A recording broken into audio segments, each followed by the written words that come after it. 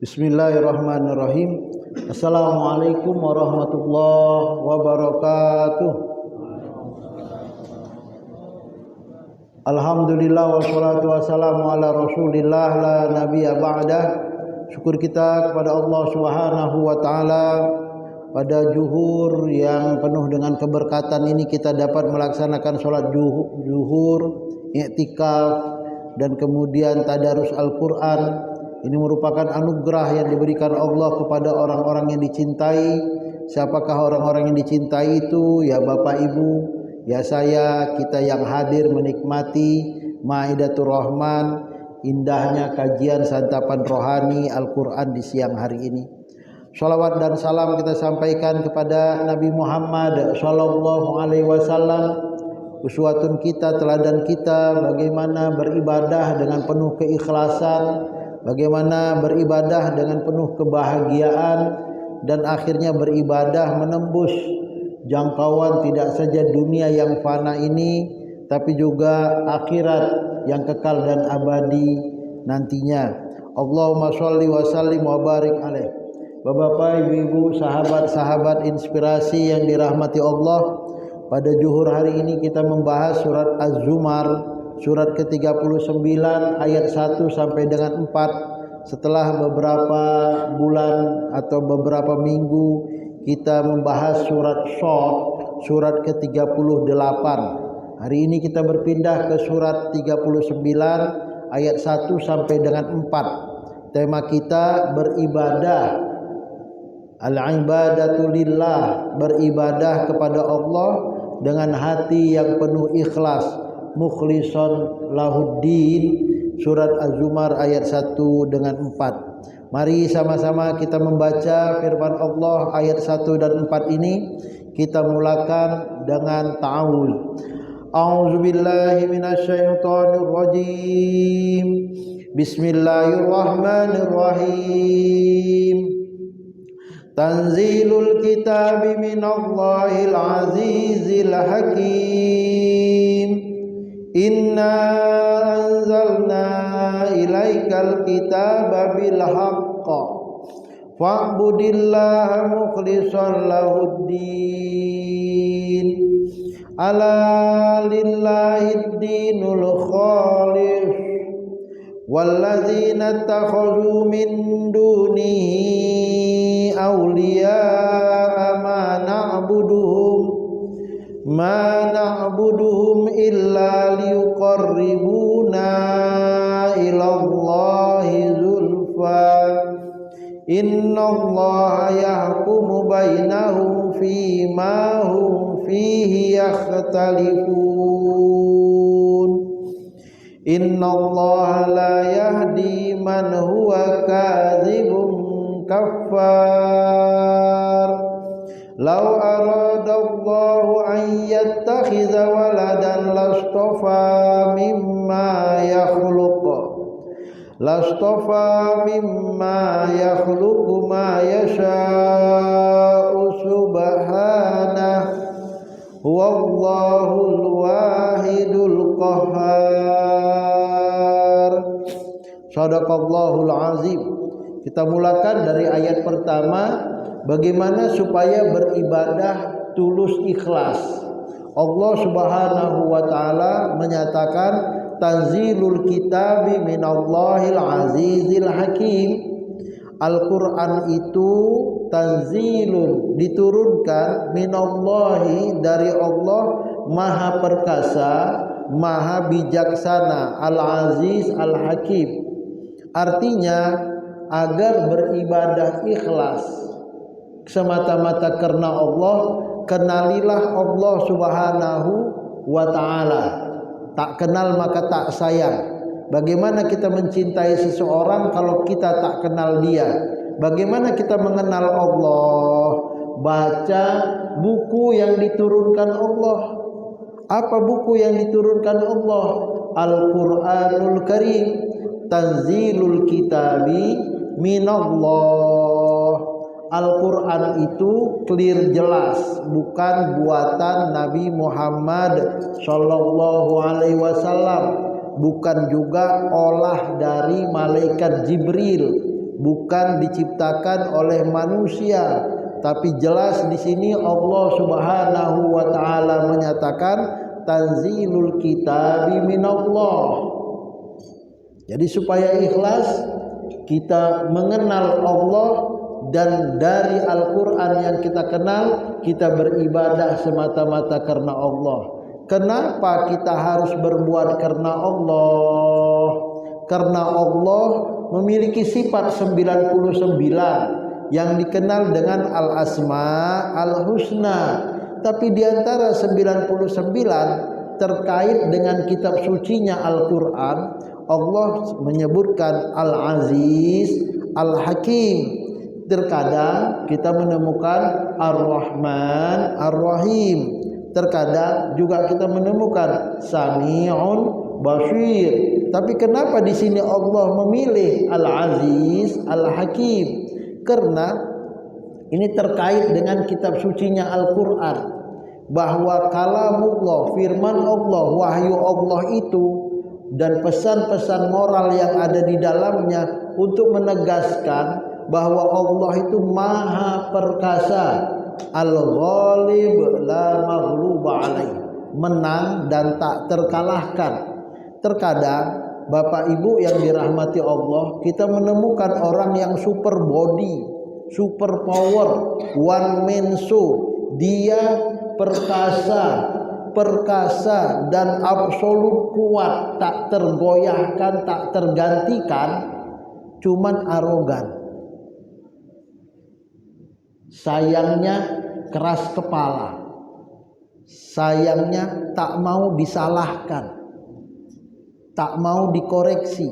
Maka Allah Subhanahu wa taala mengatakan pesan dari Al-Quran, jadilah dengan Al-Quran kita Al-Aziz, mencontoh sifat Allah Al-Aziz, tapi kita Al-Hakim, rendah hati, humble, bijaksana, menyayangi yang kecil, menghormati yang besar, bisa bekerja sama dengan siapapun. Inilah gambaran dari Al-Quran yang melahirkan nilai-nilai keikhlasan. Orang bekerja sama dengan kita yang seperti ini, powerful dia, tapi lembut, suka orang itu. Ini atasanku, tapi ya Allah baiknya, subhanallah, aku suka. Nah gitu dia. Maka Allah Subhanahu wa taala mengatakan, kenapa kita harus ikhlas berbuat semata-mata karena Allah? Karena Allah super power, Al-Aziz, tapi Al-Hakim, maha bijaksana, menempatkan sesuatu pada tempatnya. Ana inda dhanna abdi bi, apa yang kita pikirkan tentang Allah, maka kita akan berada pada posisi itu. Ketika kita mengatakan ya Allah beri rahmat dan kasih sayangmu, maka akan lahir turunlah rahmat dan kasih sayang Allah kepada kita. Inilah kenapa kita harus ikhlas, karena kita membaca kitab sucinya Al-Quran yang berisikan pesan dari Tuhan yang maha perkasa dan maha bijaksana. Maka Al-Quran, wahyu itu tidak lepas dari dua sifat Allah. Kontennya berisikan Ar-Rahman Ar-Rahim, Bismillahirrahmanirrahim, Alhamdulillahirabbil alamin, Ar-Rahmanir Rahim. Tetapi diturunkan dengan semangat Al-Azizul Hakim, terkait dengan ampunan, Ghafurur Rahim, maha pengampun. Terkadang kita sudah memaafkan saja sudah syukur, tapi kalau untuk baik-baik lagi dengan dia enggaklah.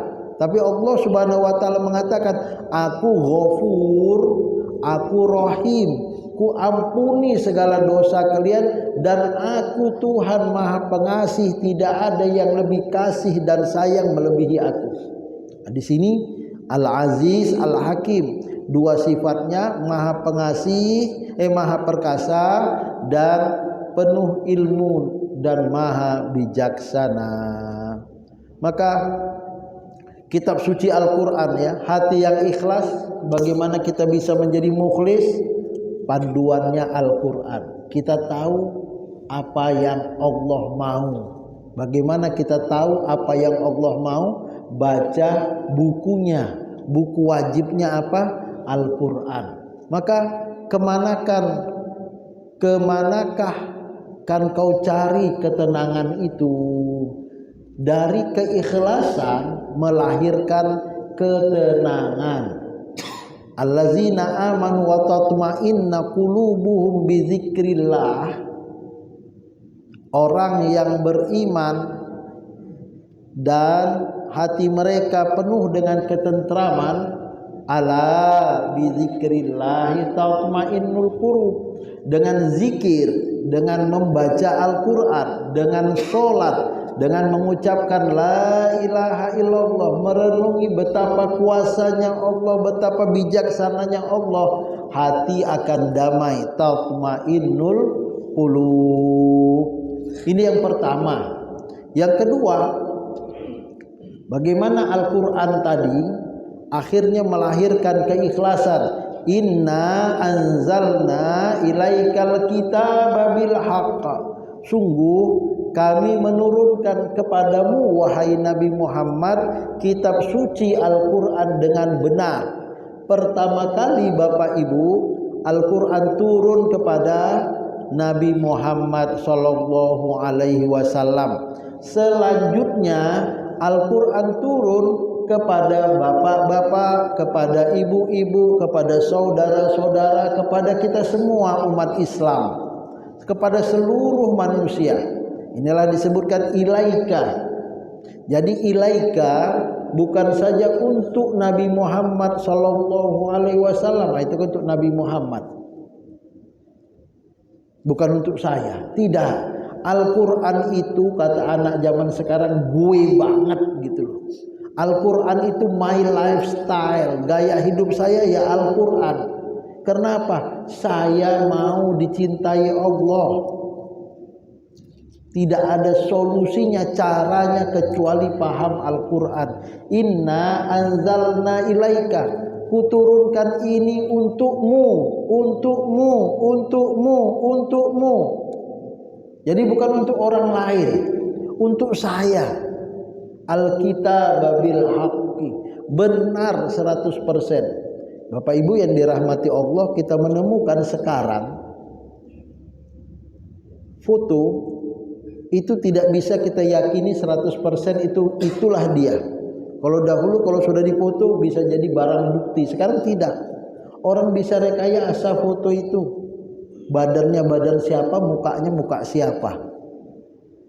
Jadi nggak bisa kita yakin 100% walaupun ada fotonya.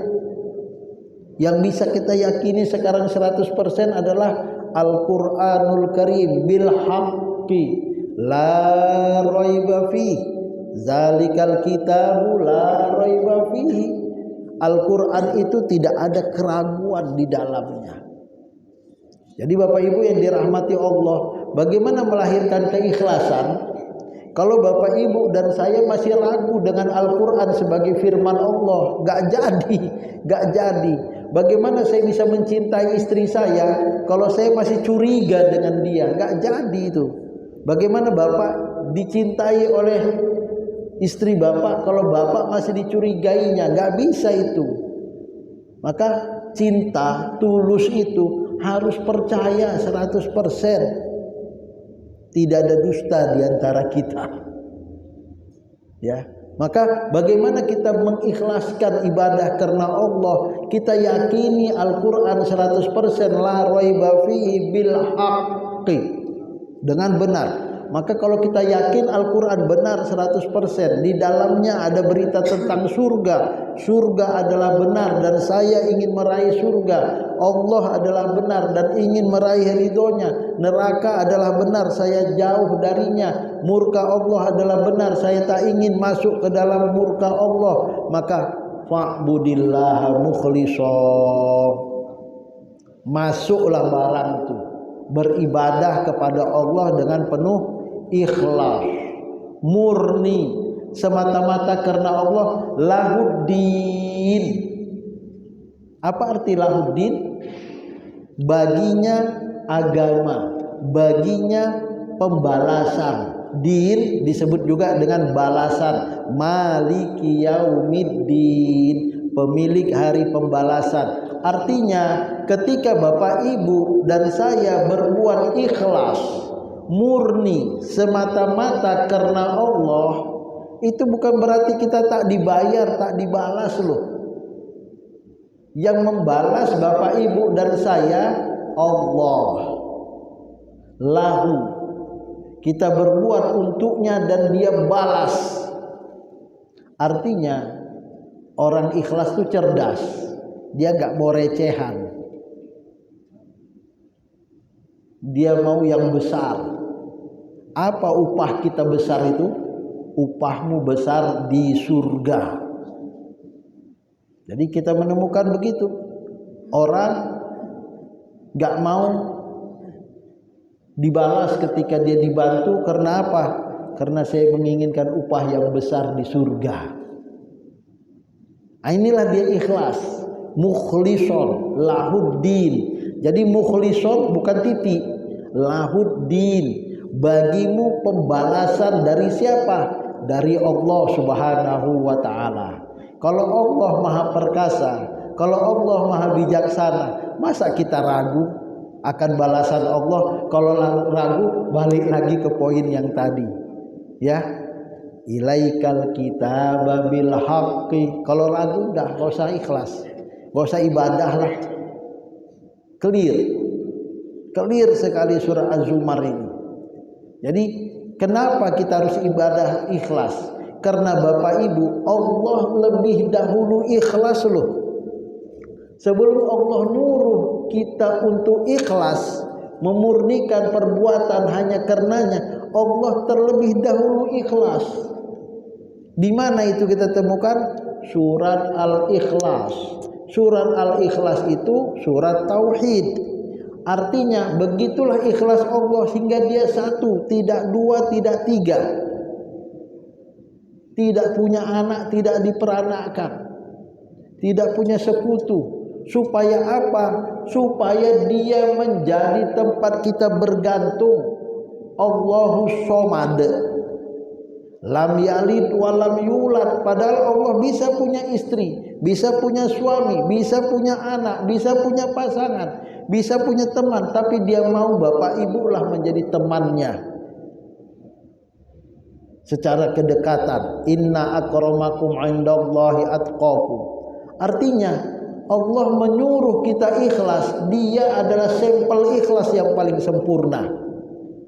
Bapak Ibu, misalnya detik ini ada telepon dari istri saya bahwa anak saya kena musibah. Tolong bang, cepat bang, waktunya nggak lama, saya akan selesaikan pengajian ini. Karena apa? Saya lebih mementingkan anak saya. Keikhlasan saya terganggu dengan anak dan istri. Begitulah Allah tak punya pasangan supaya pelayanannya all out untuk kita. Murni, kholisah, al-ikhlas, Allahu Somad. Kalau kita bergantung kepada Allah dapat pasti. Bergantung kepada manusia hari ini oke katanya. Besok gak bisa lah. Dulu iya aku jabat, sekarang aku udah gak jabat lagi, gak bisa aku tolong kau, ya kan? Dulu masih kerja, sekarang udah pensiun, udah lain ceritanya.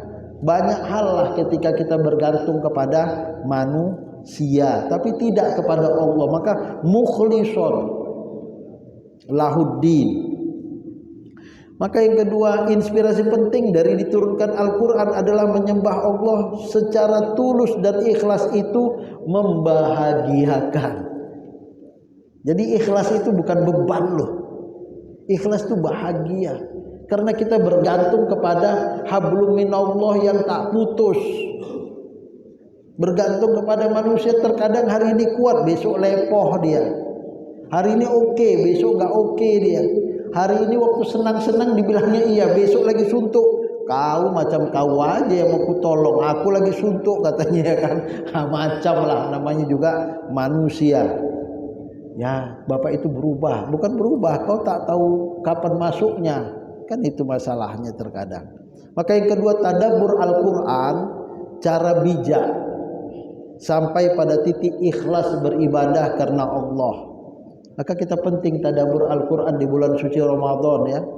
Membaca satu ayat sembari merenungi, memahami lebih baik dibandingkan membaca hingga khatam. Al-Quran di bulan suci Ramadan terkadang kita punya target khatam. Monggo silahkan. Tetapi coba ditambah frekuensinya dengan memahami, seperti hari ini kita memahami ayat 1, ayat 2, ayat 3, ayat 4 ya. Lebih bermanfaat bagi hati dan lebih berpotensi memunculkan keimanan, mencicipi lezatnya iman dan Al-Quran. Kita nikmati kenapa Al-Aziz, kenapa Al-Hakim, kenapa Bil Haqqi mukhlishon lahuddini. Wah, enak sekali bahasa Al-Quran itu. Direnungi, kita bertanya. Maka yang ketiga kita sampai pada firman Allah, ala lillahi dinul kholis. Al-ikhlas itu Bapak Ibu hanya terjadi bagi orang yang beriman kepada Allah. Ada non muslim mengatakan aku ikhlas. Enggak. Al-ikhlas itu erat kaitannya dengan tauhid. Erat kaitannya dengan la ilaha illallah. Jadi kalau ada orang non muslim mengatakan saya ikhlas, itu mungkin sekedar bahasa, tapi secara terminologi istilah yang namanya ikhlas itu ala lillahi dinul kholis. Ikhlas itu beragama hanya karena Allah, itu ikhlas. Jadi surat Al-Ikhlas isinya la ilaha illallah. Surat Zumar ayat 3 mengatakan la ilaha illallah. Maka wallazina takhadhu min dunihi awliya ma na'buduhum illa liqarribuna ila Allahi zulfa innallaha yahkumu bainahum fima hum fihi yakhtalifun. Adapun orang yang menjadikan selain Allah Tuhan, penolong, pelindung dengan berkata kami tidak menyembah mereka kecuali mendekatkan diri kepada Allah, Allah akan memutuskan di antara mereka. Allah melihat dan memutuskan di antara mereka atas apa yang mereka perselisihkan. Karena itu bukan ikhlas. Maunya supaya lebih dekat kepada Allah pakai media patung. Umar bin Khattab buat patung dari roti. Kelaparan, dimakan itu Tuhan yang dari roti itu. Kata Umar, inilah dia cerita jahiliyah yang buat aku tersenyum. Kenapa? Karena menjadikan Tuhan berhala itu sebagai wasilah. Liqarribuna ilallahi zulfa. Dalam Islam menyembah Allah itu direct, tanpa harus ada media yang namanya patung, media yang namanya anak Tuhan, media yang namanya Roh Kudus, media yang namanya istri Tuhan, media yang namanya wasilah. Tidak ada. Langsung innallaha yahkumu bainahum fima hum fihi yakhtalifun. Karena akan banyak sesembahan sebagai mediator dalam mendekatkan diri kepada Allah. Apakah bentuknya patung bulat atau dalam bentuk berhala tanpa bentuk rupa, atau dalam benda-benda, atau Lata, Uzza, Manna, Siwa, Brahma, apapun namanya itu, perbedaan pendapat di kalangan mereka. Karena memang sebenarnya tak ada perantara itu. Innallaha la yahdi man huwa kadzibun kafar. Sungguh Allah tidak memberi hidayah bagi siapapun yang menipu dirinya sendiri. Menipu dirinya sendiri, dia tahu ada Allah. Ilallahi zulfa, saya menyembah Allah pakai media. Enggak, Tuhan enggak perlu media perantara atau sarana. Kalau ada yang mengatakan perlu media sarana, maka dia kazibun, bohong, kazibun, mendustakan dirinya. Kalau dia sampaikan kepada orang itu perkataan dusta, bukan al-haqq. Kafar, dia menutupi kebenaran iman. Dia tahu ada Allah, la ilaha illallah. Kenapa kok pakai media? Maka namanya musyrik. Kaum musyrik Mekah. Kaum musyrik Mekah itu tahu ada Tuhan namanya Allah. Maka mereka tawaf di sekitar Ka'bah, tapi dikasih patung-patung di situ, ada 300-an patung di sekitar Ka'bah, karena tahu patung ini nggak akan hebat kalau nggak ada Ka'bahnya. Yang mau kita sembah Allah. Maka ini adalah tetesan risalah Nabi Isa dan Nabi Ibrahim dan Nabi Ismail. Namun Nabi Ibrahim dan Ismail tak pakai itu.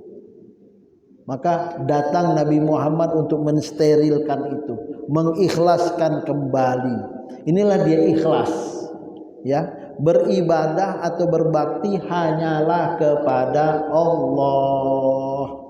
Maka ketika kita mengatakan la ilaha illallah dengan tulus ikhlas, ada barang kita hilang. Yang aku sembah Tuhanku adalah Allah, bukan barang itu. Walaupun aku sangat perlu barang itu dan sangat kuharapkan barang itu, tapi ya Allah, aku sembah Engkau ya Allah. Tuluskan hatiku ya Allah, lapangkan pikiranku, murahkan rezekiku, hingga aku bisa memiliki apa yang telah hilang jauh lebih baik dari itu. Lapang hati. Kalau enggak kita marah-marah. Inilah keikhlasan yang membahagiakan itu. Ketika kita, ya namanya juga manusia, pasti ada ujian cobaan, tapi ketika kita kembalikan kepada Allah, tiada lain kecuali kebahagiaan. Pengabdian itu dilakukan dengan ikhlas dan murni. Maka yang ketiga, Allah yahkumu, menilai dan mengetahui niat manusia dalam beribadah. Apakah kita beribadah lillahi ta'ala atau beribadah bukan karena Allah? Inilah dia pemurnian niat. Memasuki bulan suci Ramadan, bukan banyaknya secara kuantitas, walaupun itu perlu, tapi juga secara kualitas. Semurni-murninya, sepaham-pahamnya, kita kenapa kita harus beribadah, berzikir, mengantungkan segala niat urusan kita hanya kepada Allah Subhanahu wa taala. Dan terakhir, lau aradallahu ayattakhidza walada. Kenapa enggak perlu ada mediator? Kenapa kita harus minta langsung direct kepada Allah? Kalaulah Allah berkehendak menjadikan adanya mediator dalam penyembahan, sama ada memiliki anak Tuhan, istri Tuhan, bapak Tuhan, kakek Tuhan, nenek Tuhan, mitra Tuhan, lastofa mimma yakhluqu ma yasha. Allah bisa saja ambil itu. Tapi untuk apa bapak-bapak? Untuk apa ibu-ibu? Tuhan enggak mati. Bapak ibu dan saya mati, perlu regenerasi. Kalaulah orang Indonesia enggak berumah tangga, 280 juta enggak mau berumah tangga, para istri, para perempuan, enggak ada anak lagi, bisa diperkirakan 10 tahun, 20 tahun berikutnya enggak ada lagi manusia di Indonesia ini. Karena kita pasti wafat. Tuhan enggak, sehingga dia enggak perlu anak. Kalau anak enggak perlu, ngapain pula dia punya istri, punya suami? Kalau punya, dia bukan Tuhan, dia makhluk. Maka subhanah, pensucian, pemurnian, maha suci Engkau ya Allah. Wallahul wahidul qahhar. Dialah Allah satu dan maha perkasa. Dimulakan dengan Al-Aziz, ditutup dengan Al-Qahhar. Yang enggak mau menyembah Allah, ya udah, yang rugi diri sendiri. Aku bisa menyiksa mereka loh di akhirat sebelum di dunia sebelum di akhirat. Aku maha qahhar, bisa membuat manusia uring-uringan di dunia. Tapi aku adalah Tuhan yang Maha Esa. Keputusanku bulat. Ketika aku bilang kun, gak ada orang mengatakan layakun. Kalau aku bilang jadi, absolut, karena aku adalah qahhar, jadi itu. Inilah dia Tuhan. Sehingga kenapa kita harus ikhlas beribadah? Karena memang dia Tuhan. Minta kepadanya, menyembah atas namanya, kebahagiaan mengalir dalam hidup ini. Maha suci Allah, sungguh dia di atas semua itu, semua makhluk. Keesaannya adalah yang pertama yang membuat manusia perlu belajar tentang Allah. Maka ikhlas itu belajar tentang Allah dari Al-Quranul Karim. Yang pasti puncak ikhlas adalah tauhid. Buah dari ikhlas dan tauhid. Ikhlas dan tauhid sebuah pohon dalam qalbu kita. Cabang-cabangnya adalah amal soleh. Kenapa kita mau beramal soleh? Karena kita punya hati yang ikhlas. Bapak-bapak, ibu-ibu yang dirahmati Allah, saya tadi pagi lihat terlihat saya Facebook ya, ada ibu-ibu pinggir jalan mau ditabrak mobil, gitu. Wah, terkejut banget ibu itu. Apa? Rupanya ibu itu juga punya mobil. Masuk dia ke mobil, dikejarnya mobil yang mau nabrak dia, wah, tabrakannya. Kenapa? Karena tidak ada kalimat tauhid, tidak ada ikhlas. Yang kecil jadi besar loh. Respon masalah sepele itu langsung, oh macam dia nggak tahu saja siapa aku. Oke, wow, selesai. Tapi coba kalau kita ikhlas ya, hati lapang, mungkin lagi ngantuk supir tuh, mau nabrak aku. Ya udah maafkan aja lah, apalah itu. Hati ikhlas tadi itu. Bahagia kita. Ya kan? Masalah besar kita bawa kecil, hati kita damai. Yang membolak-balik hati Bapak Ibu Allah loh. Bisa-bisanya detik ini senang berubah jadi marah-marah. Bisa. Hati ini marah bisa tiba-tiba jadi senang. Misalnya hari ini sekarang lagi senang. Dapat telepon, Pak Jenal, ini dari kantor KPK. Nah, setengah jam lagi saya ke kantor Bapak ya, tunggu di sana ya. Umak jam, gak ngantuk loh Bapak. Yang tadinya senang, waduh gimana ini? Atau lagi suntuk ya kan, Pak Jenal, ini dari Sekretaris Negara, Bapak mau diangkat jadi menteri. Wah, yang tadinya suntuk senang.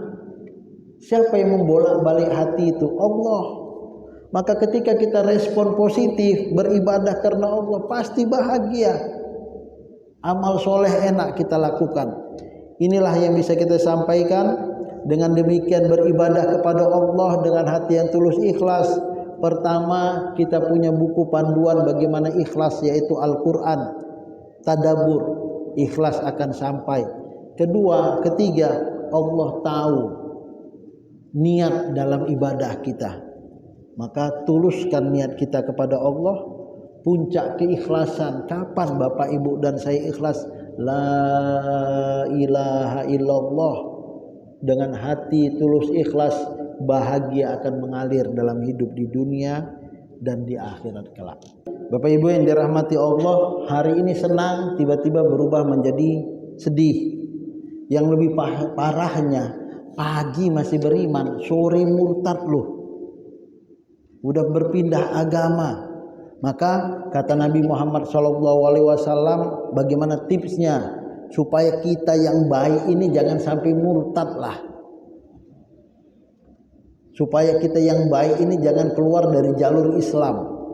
Supaya hati tetap bahagia dalam iman dan Islam. Doa kata Nabi Muhammad SAW, ya muqallibal qulub, ya Tuhan yang membolak-balik hati, sabbit qulubana, tetapkan hati kami, ala dinika, dalam agamamu, wa ala ta'atika, dalam ketaatanmu, wa ala husni ibadatika, dalam berbuat baik sebaik-baiknya beribadah untukmu. Jadi dalam kondisi banyak hal yang kita minta itu apa? Hati kami tetap dalam Islam, hati kami tetap taat, hati kami tetap menikmati ibadah. Karena apa? Karena kebahagiaan datang dari tiga itu. Ya, kenapa doanya harus ta'atika wa husni ibadatika ala dinika? Karena memang inilah yang membuat Bapak Ibu dan saya bahagia. Kenapa nggak bilang, ya Allah tetapkan hatiku dalam kebahagiaan, jangan buat hatiku susah. Nggak kayak gitu doanya. Yang membolak balik hati, buat tetapkan hatiku dalam ibadah, dalam agama, dalam ketaatan. Karena agama, ketaatan dan ibadah ini membahagiakan dan ini adalah sumbernya. Itu yang kita bahas. Jadi inilah dia doa yang paling bagus supaya Bapak Ibu dan saya tidak terkontaminasi dengan kesedihan, dengan perubahan. Hari ini Bapak itu dulu taat kali, sekarang nggak pernah sholat. Ada juga orang yang nggak pernah sholat. Iya, habis sholatnya sekarang baik kali. Manusia berubah. Tapi kita menginginkan perubahan itu ke arah yang lebih baik, bukan ke arah yang lebih hancur. Tambah panjang usia kita di dunia, sebenarnya tambah dekat Bapak Ibu dan saya ke kuburan. Bukan berarti tambah hebat, enggak. Nah, maka tidak ada solusi, mudah-mudahan kita diwafatkan Allah dalam keadaan husnul khotimah. Itu yang kedua. Yang pertama saya catat tadi tentang niat ya. Gimana itu tentang apa tuh?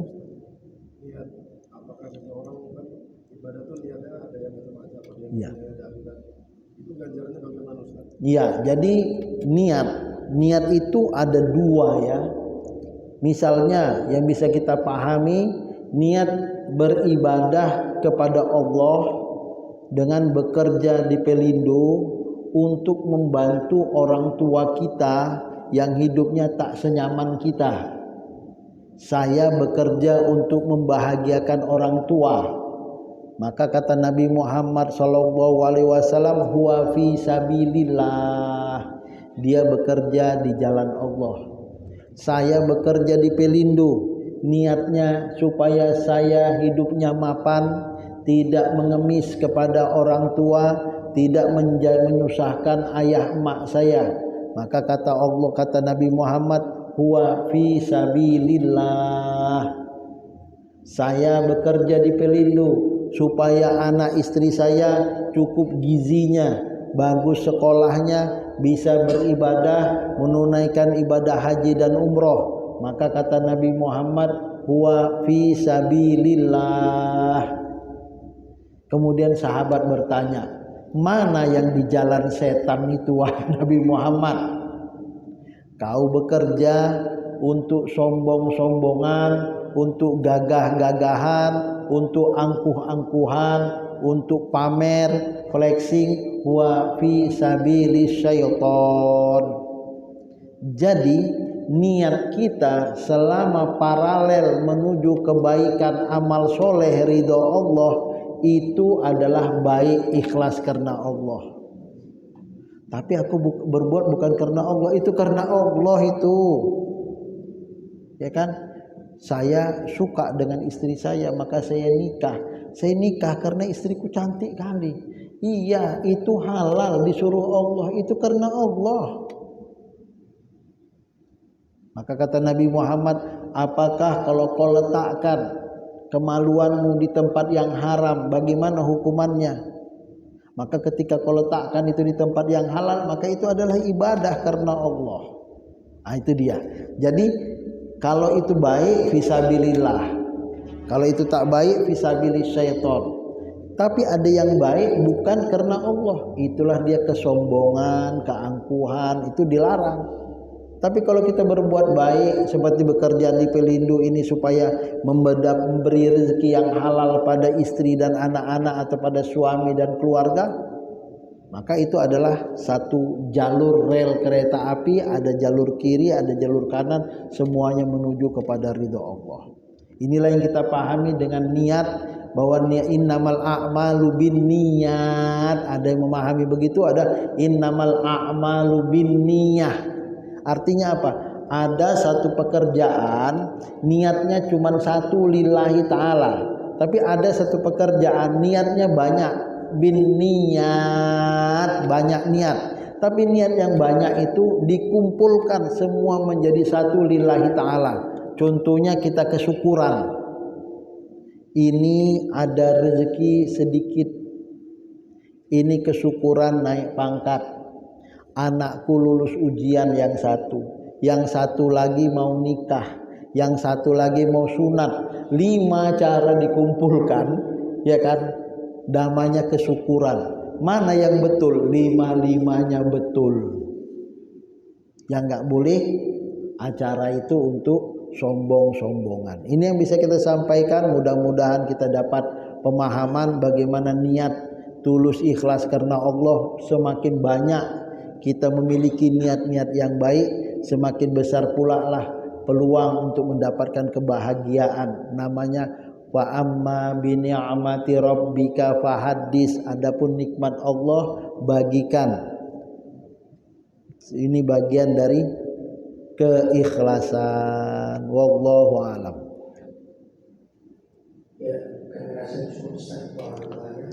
A'udzubillahi minasyaitonirrajim. Bismillahirrahmanirrahim. Assalatu wassalamu ala asyrafil anbiya'i wal mursalin wa ala alihi wa sahbihi ajma'in.